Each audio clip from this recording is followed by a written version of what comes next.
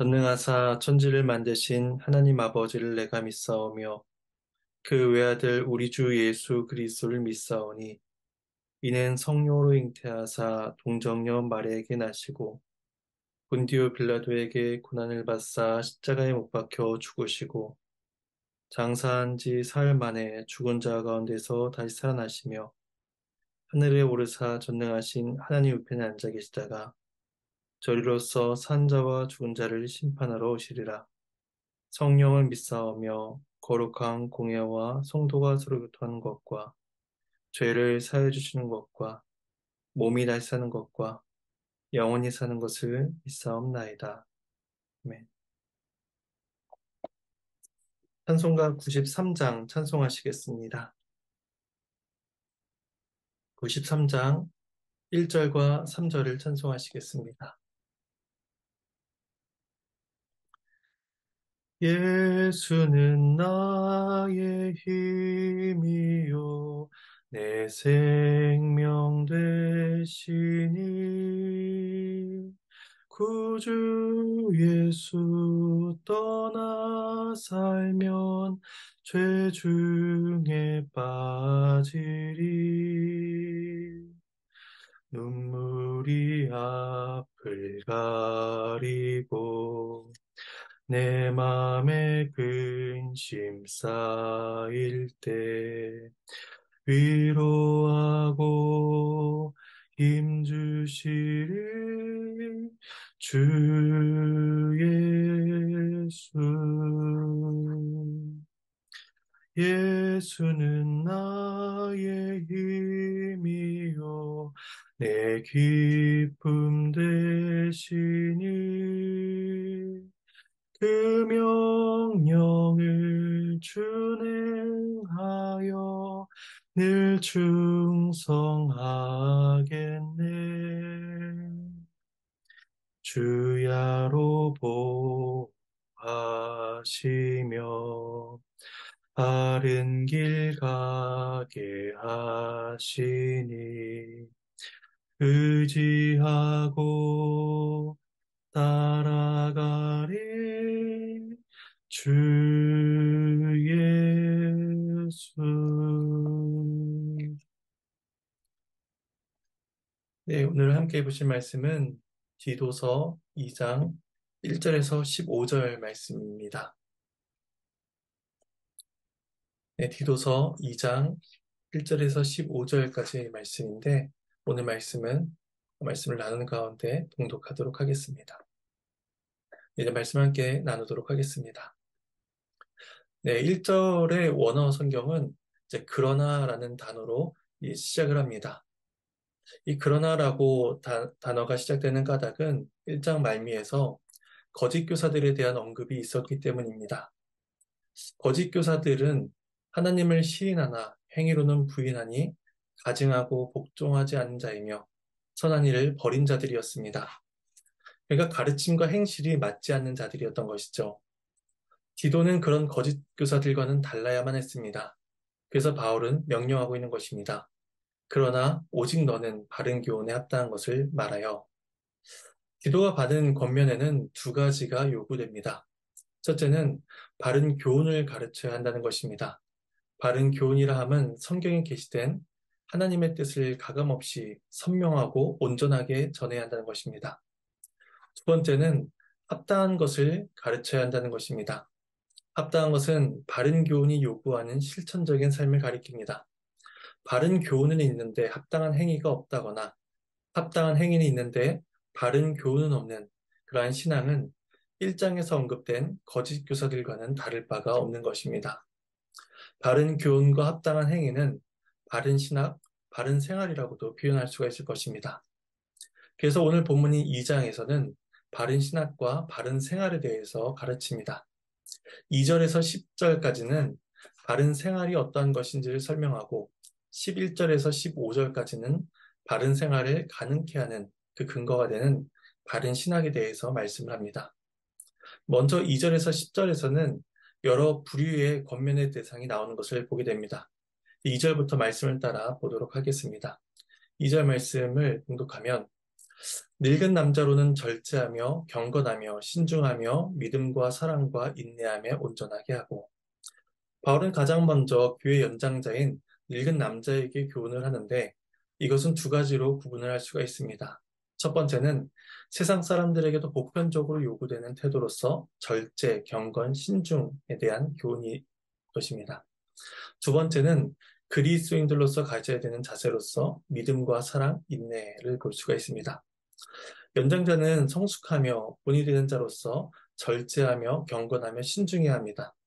절제의 일차적인 의미에는 술 취하지 않음이라는 뜻을 가지고 있는데 이것은 판단력을 잃지 않고 깨어 있어야 한다는 것입니다. 그럴 때에 그들 안에서 올라오는 욕구와 세상의 유혹으로부터 넘어지지 않을 수 있기 때문입니다. 경건은 변덕스럽지 않고 고귀하며 품위가 있어 존경받는 태도를 갖춘 사람을 가리킵니다. 가볍게 행동하지 않고 진지하고 분별력이 있어 엄숙함을 드러내야 한다는 것입니다. 신중함은 자신의 정욕이나 분노, 말들을 자제하고 사려 있게 행동하는 것을 가리킵니다. 타인의 행동이나 말을 쉽게 판단하고 가볍게 대하는 것이 아니라 말씀에 자신을 비추어 보는 분별력 있는 자세가 필요하다는 것입니다. 또한 연장자는 믿음과 사랑과 인내가 있어야 합니다. 이것은 절제, 경건, 신중함과는 달리 기독교인만의 독특하고 핵심적인 요소라고 할 수 있습니다. 바울은 데살로니가 교회를 향해서는 믿음의 역사와 사랑의 수고와 소망의 인내라고 교훈을 하였고 또 고린도 교회를 향해서는 믿음, 소망, 사랑 이 세 가지는 항상 있을 것이라 라고 말씀을 하였던 것을 우리는 기억합니다. 이때에는 인내가 소망으로 바뀌어 표현되는 것을 보게 됩니다. 하지만 인내가 소망을 얻기 위해 요구되는 성품이라는 것을 생각한다면 결국은 동일한 교훈을 주고 있음을 우리는 생각하게 됩니다. 믿음은 하나님을 아는 바른 지식에서 비롯되는 것이며 사랑은 반드시 그의 인격을 통해서 드러나야 하고 인내는 장차 주어질 영광을 누리기 위해서 필요한 것입니다. 교회의 연장자는 이를 통해서 자신의 신앙을 증거해야 한다는 것입니다. 이어서 바울은 여자에 대한 교훈을 주고 있는데 먼저는 늙은 여자입니다. 3절에서 4절 상반절까지만 봉독하겠습니다. 늙은 여자로는 이와 같이 행실이 거룩하며 모함하지 말며 많은 술의 종이 되지 아니하며 선한 것을 가르치는 자들이 되고 그들로 젊은 여자들을 교훈하되. 행실이 거룩하다라고 할 때 이 거룩은 1장 8절에서 말씀하는 거룩과는 다른 용어로서 존경받을 만한이라는 뜻으로 번역을 할 수가 있습니다. 그들의 삶 전반에 걸쳐서 존경받을 만한 태도가 드러나야 한다는 것인데 이러한 존경은 경건함과 그러한 신앙에서 비롯되어야 한다는 것을 우리는 생각하게 됩니다. 왜냐하면 4절을 시작하면서 이와 같이라고 하고 있는데 이것은 앞서 이야기했던 늙은 남자들에게 요구되는 성품이 이와 같이 늙은 여자들에게도 필요하다고 말씀하고 있기 때문입니다. 또한 모함하지 말라고 합니다. 모함은 물리적인 가해도 아니고 또 그 사람 앞에서 하는 직접적인 행위도 아니기 때문에 우리가 가볍게 여길 수 있지만 야고보 사도는 말의 행위에 대해서 강하게 경계하는 것을 우리는 보게 됩니다. 야고보서 3장 6절에서 혀는 우리 지체 중에서 온몸을 더럽히고 삶의 수레바퀴를 불사른다라고 함으로써 말이라는 것이 우리의 인생을 불사르고 또 망하게 할 정도로 위력이 있다라고 경계하였습니다. 말은 우리의 신앙과 경건함의 어떠함을 보여주는 것이라고 할 수 있기에 주의해야 한다라고 말을 합니다. 이어서 술의 종이 되지 말라라고 이야기하고 있는데 이것은 술에게 완전히 속박되어 그 술의 지배 아래에 있는 것을 보여줍니다. 술이 식사와 교제의 용도를 넘어서서 그 인격을, 자신의 인격을 술에게 내어주게 됨으로써 술에게 다스림을 받게 되는 현상을 말하고 있는 것입니다. 그런 사람은 말과 행동에 있어 절제하지 못하니 결국에는 덕을 세우지 못하는 모습을 보여주게 됩니다. 바울은 또한 선한 것을 가르치라고 말합니다. 세상이 보기에 선한 것이 아니라 하나님께서 보시기에 선한 것을 가르치라라고 이야기합니다. 말씀에 따라 사는 삶이 바로 선한 삶입니다. 자신이 평생을 살며 경험한 그 믿음의 삶을 다른 사람들과 함께 나누고 공유해야 한다는 것입니다. 그 선한 것을 가르쳐야 되는 대상이 누구이며 또 그 대상이 그 내용이 무엇인지를 4절에서 이어서 말씀을 합니다. 4절에서 원하는 뭐뭐 하기 위해서라는 접속사로 시작을 합니다. 그래서 말씀을 보면 그들로 젊은 여자들을 교훈하기 위해서 선한 것을 가르치라는 것입니다. 그래서 교훈의 대상이 자연스럽게 젊은 여자로 이어지게 되는 것을 보게 됩니다. 4절 중반부에서 5절 말씀을 봉독하도록 하겠습니다. 그 남편과 자녀를 사랑하며 신중하며 순전하며 집안일을 하며 선하며 자기 남편에게 복종하게 하라. 이는 하나님의 말씀이 비방을 받지 않게 하려 함이라. 여기서는 젊은 여자들을 향해서 7가지 권면이 이어집니다. 먼저 2가지는 남편과 자녀를 사랑해야 한다는 것입니다. 내가 즐겁고 내가 기쁜 감정적인 그러한 사랑이 아니라 희생과 섬김의 사랑을 말씀하고 있는 것입니다. 이것은 내면에서 나오는 자연스러운 것이 아니기 때문에 연로한 자에게서 가르침을 받고 훈련이 되어야 되는 그러한 희생적인 사랑입니다. 3번째와 4번째는 신중하고 순전해야 한다는 것입니다. 신중함은 늙은 남자에게도 교훈이 되었던 것입니다. 순전함은 순결함을 말하는 것으로서 성적인 정결함을 가르칩니다. 나머지 세 교훈은 집안일을 하며 선하며 자기 남편에게 복종하라는 것입니다. 집안일을 여성만의 일로 간주할 수는 없을 것입니다. 또 반대로 집안일을 사회에서 직업을 갖는 것보다도 못한 것으로 간주할 이유도 없는 것을 우리는 생각하게 됩니다. 집안일에는 자녀를 양육하며 한 인격을 성장시키며 또 한 가정이 세상 속에서 온전히 세워지는 일의 기초가 된다고 할 수가 있습니다. 그러면 그 가정일은 어떠한 일보다도 귀하고 필수적인 일이 됩니다. 그리고 또한 젊은 여자는 선해야 하며 자기 남편에게 복종해야 합니다. 남편에게 복종한다는 것은 열등함, 차별, 억압이 아니라 질서를 이야기하고 있음을 우리는 생각하게 됩니다. 남편이 아내의 머리가 된다는 것은 또 아내는 남편의 말에 복종해야 한다는 것은 하나님께서 세우신 질서로서 책임과 사랑의 관계가 부부 사이에 나타나야 된다는 것을 의미합니다. 젊은 여자들이 이렇게 해야 되는 이유는 무엇일까요? 5절 말미에 말씀하기를 이는 하나님의 말씀이 비방을 받지 않게 하려 함이라 말씀합니다. 여인들의 행실로 인해서 하나님의 영광이 드러나며 복음의 아름다움이 드러난다는 것입니다.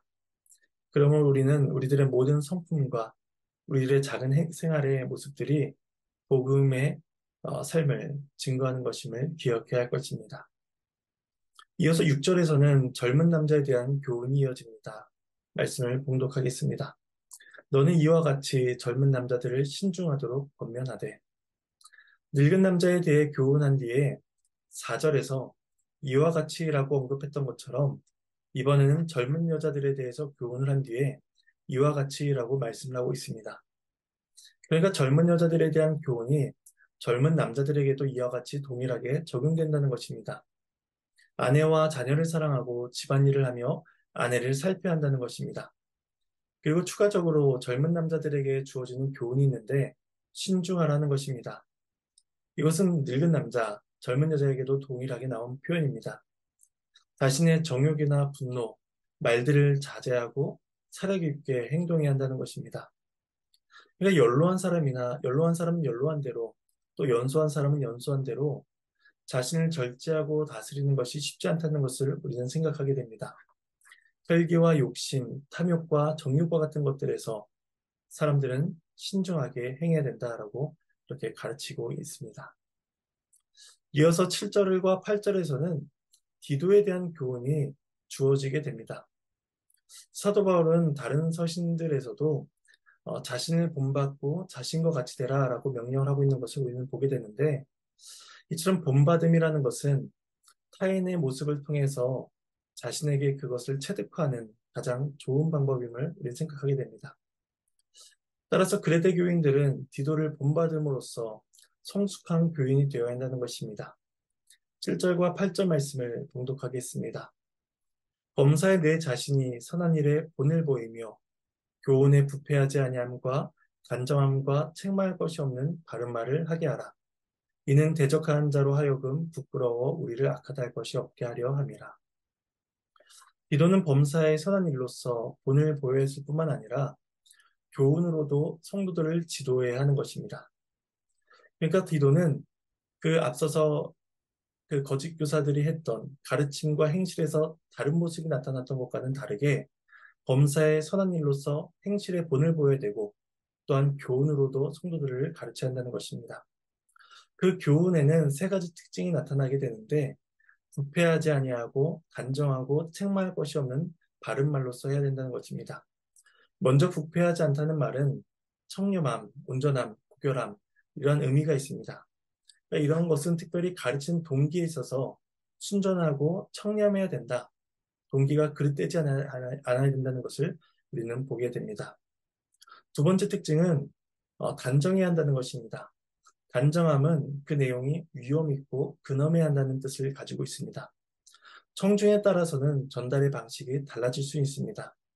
하지만 그 말씀 자체가 가볍게 여겨져서는 안 된다는 것이죠. 그래서 복음은 우리를 그리스도께 나아가게 합니다. 그리고 그 복음은 그리스도를 경외하게 합니다.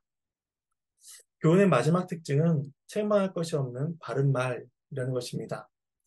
전달할 때 흠잡을 수 없도록 바르고 논리 있는 방식으로서 전달해야 한다는 것입니다. 이런 세 가지 특징을 생각해 볼 때 교훈은 그 동기와 그 내용, 그리고 전달 방식에 대한 교훈이 필요하다는 것입니다. 그 이유는 8절 중반부에 나타나게 되는데 이 8절 중반부의 내용을 조금 쉽게 표현한다면 이렇게 이야기할 수가 있습니다. 대적자들이 우리 안에 잘못된 것이 없음을 깨닫게 함으로써 그들 스스로 수치를 당하게 될 것이다 라고 말씀하고 있는 것입니다. 그러니까 바른 교훈에는 이러한 목적성이 주어져 있음을 우리는 보게 됩니다. 이어서 9절에서 10절은 종들에 대한 교훈이 이어지게 됩니다. 말씀을 봉독하겠습니다. 종들은 자기 상전들에게 범사에 순종하여 기쁘게 하고 거슬러 말하지 말며 훔치지 말고 오히려 모든 참된 신실성을 나타내게 하라. 이는 범사에 우리 구주 하나님의 교훈을 빛나게 하려 함이라. 복음은 종과 상전의 차별이 없습니다. 오늘 본문에서는 종들에 대한 복음의 권면이 주어지고 있음을 보게 됩니다. 먼저 종들은 범사에 순종하여 기쁘게 하고 거슬러 말하지 말아야 합니다. 종으로서 어쩔 수 없이 하는 순종이 아니라 마음의 자원함으로 섬겨야 한다는 것입니다. 그들이 주인을 섬기는 것은 자신을 향한 그리스도의 섬김을 그들이 알았기 때문에 태도가 바뀌게 됩니다. 그러므로 그들은 자원하여 기쁨으로 순종하게 되는 것이죠. 먼저 바울은 긍정적인 순종의 표현을 썼다면 뒤에 이어지는 교훈에서는 부정적인 용어를 사용함으로써 교훈합니다. 거슬러 말하지 말고 훔치지 말아야 한다는 것입니다. 먼저 거슬러 말하지 말아야 한다는 것은 주인에게 반항하거나 관리하기 힘들게 그렇게 억지로 행동하지 말아야 된다는 것입니다. 그리고 10절에서는 훔치지 말아야 된다라고 이야기하는데 사소한 것이라도 훔치는 사람은 주인 앞에서 신실함을 잃어버리게 됩니다. 그 종들은 순종함과 또한 사소한 것에도 존중함을 나타내는 그런 존경의 태도를 가져야 한다는 것이죠. 그러한 까닭은 10절 말미에서 또한 그 목적을 이야기합니다. 이는 하나님의 교훈을 빛나게 하기 위함이다 라고 말씀하는 것입니다. 그러니까 사회적으로 낮은 계층에 있는 사람이라고 할지라도 또한 그들이 마땅히 해야 하는 순종과 또한 거슬러 말하지 말고 또 훔치지 않는 그런 행위를 통해서도 복음의 영광스러움이 나타내야 한다는 것입니다. 그 이어지는 11절에서 15절은 지금까지 이야기한 바른 생활을 할 수 있도록 하는 그러한 기본 근거가 되는 바른 신학에 대해서 말씀을 합니다. 11절과 12절을 봉독하겠습니다. 모든 사람에게 구원을 주시는 하나님의 은혜가 나타나 우리를 양육하시되 경건하지 않은 것과 이 세상 정욕을 다 버리고 신중함과 의로움과 경건함으로 이 세상에 살고 우리의 성정과 능력으로는 바른 생활을 살 수가 없습니다. 하나님의 은혜야말로 죄인의 부패한 성정을 깨끗하게 하며 거룩한 삶을 향해 살도록 하십니다. 그래서 바울은 구원을 주시는 하나님의 은혜가 나타났다라고 말하고 있는 것입니다. 하나님은 이전부터 은혜 하나님이셨습니다. 그러나 그리스도의 성육신을 통해서 그 은혜가 분명히 나타나 볼 수 있게 된 것입니다.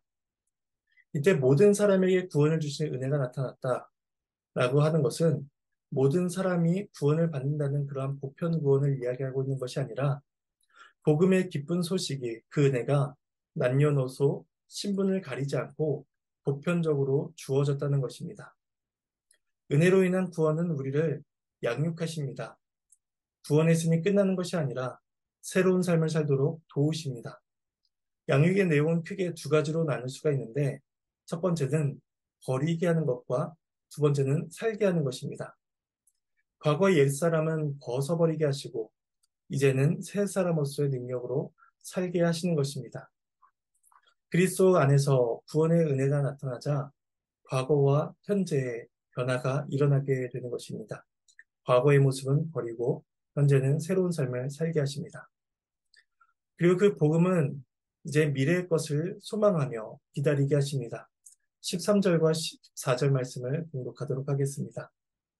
복스러운 소망과 우리의 크신 하나님, 구주 예수 그리스도의 영광이 나타나심을 기다리게 하셨으니 그가 우리를 대신하여 자신을 주심은 모든 불법에서 우리를 속량하시고 우리를 깨끗하게 하사 선한 일을 열심히 하는 자기 백성이 되게 하려 하심이라.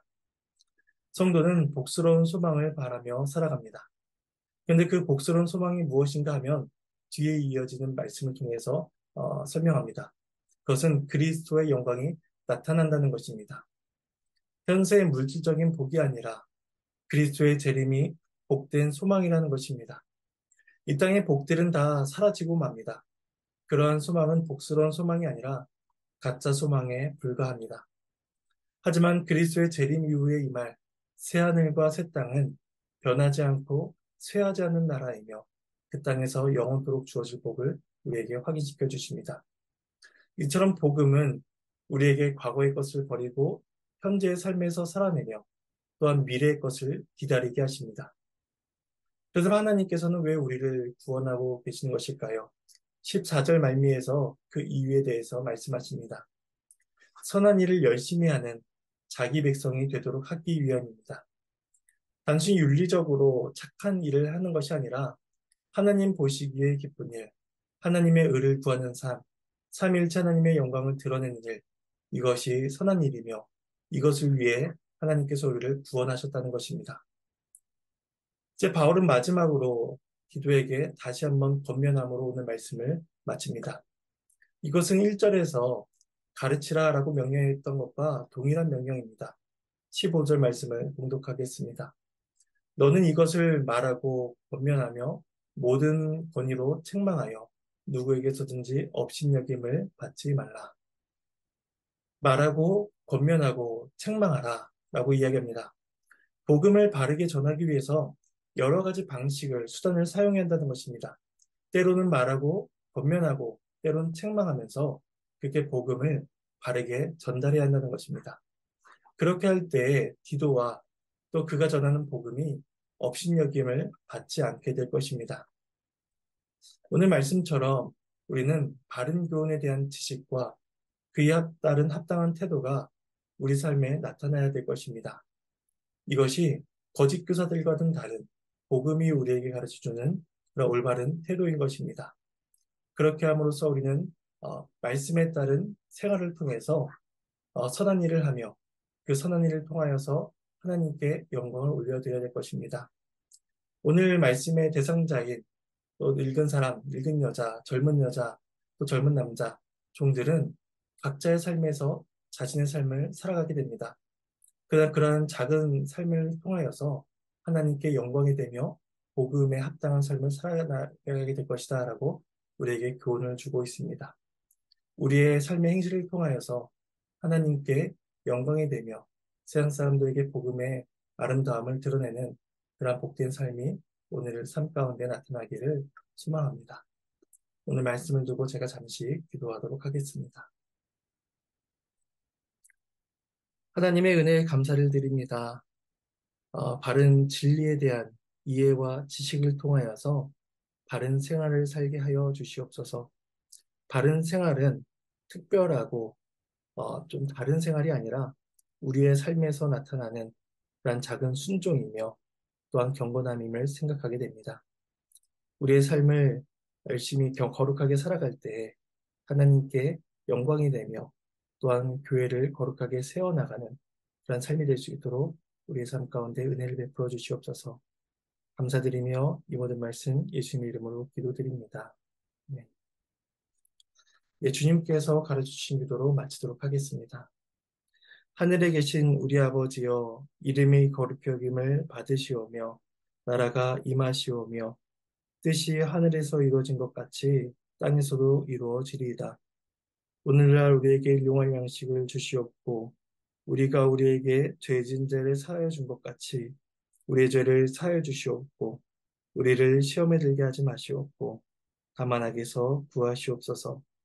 나라와 권세와 영광이 아버지께 영원히 있사옵나이다. 아멘.